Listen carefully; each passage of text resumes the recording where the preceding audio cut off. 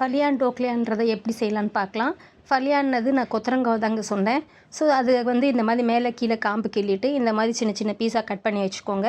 ஒரு பக்கம் மாவு வெந்து எடுத்துக்கணும். மாவில் வந்து பார்த்திங்கன்னா மஞ்சள் தூள், மிளகாத்தூள், ஜீரகம், உப்பு இது எல்லாத்தையும் கலந்துட்டு தேவையான அளவுக்கு ஒரு 4 ஸ்பூன் எண்ணெய் விட்டு கெட்டியாக தண்ணி ஊற்றி பிசைஞ்சு வச்சுக்கோங்க.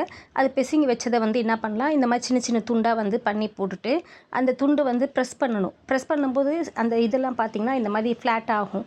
ஸோ இது மாதிரி எல்லாத்தையும் மொத்தமாக பண்ணிவிட்டு இந்த கட் பண்ண வச்ச கொத்தரங்காயையும் தனியாக எடுத்து வச்சுட்டு இப்போ குக்கரில் வந்து தேவையான அளவுக்கு தண்ணி 2 வெந்து அளவுக்கு தண்ணி கொதி வந்ததுக்கப்புறம் தான் போடணுங்க. முன்னாடியே போட்டால் ஒட்டிட்டு வந்துடும் மாவுன்றதுனால. ஸோ கொதி வந்ததுக்கப்புறம் எல்லாத்தையும் போட்டுட்டு ஒன்றா ஒரு சீராக லைட்டாக ஆட்டி விட்டுட்டு ஒரு 3 விசில் வர வரைக்கும் வேக வச்சு எடுக்கலாம். ஸோ இந்த 3 விசில் வந்ததுக்கப்புறம் காற்று போனதுக்கப்புறம் எடுத்து பார்த்திங்கன்னா இந்த மாதிரி வெந்து வந்திருக்குங்க. இப்போ இது வந்து தாளிப்பு பண்ணி சாப்பிடும்போது பார்த்திங்கன்னா ருசியாக இருக்கும். உங்கள் கருத்துக்களை கண்டிப்பாக சொல்லணும்.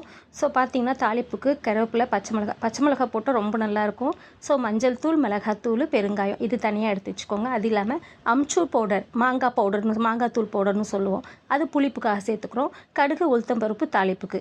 ஸோ எண்ணெய் விட்டு இந்த கடுகு, உளுத்தம் பருப்பு, பச்சை மிளகாய், கருவேப்பிலை எல்லாம் போட்டுட்டு அந்த மஞ்சள் தூள், மிளகாத்தூள் எடுத்து வச்சுருக்கோம் இல்லையா, அதை போட்டு இது வெந்திருக்கு இல்லைங்களா, இதை உள்ளே போட்டு மிக்ஸ் பண்ணி உப்பு தேவையான அளவுக்கு போட்டு மாங்காய் தூள் அதாவது அம்ச்சூர் பவுடர் சேர்த்து சூடாக டேஸ்ட்டாக நல்லாயிருக்கும்.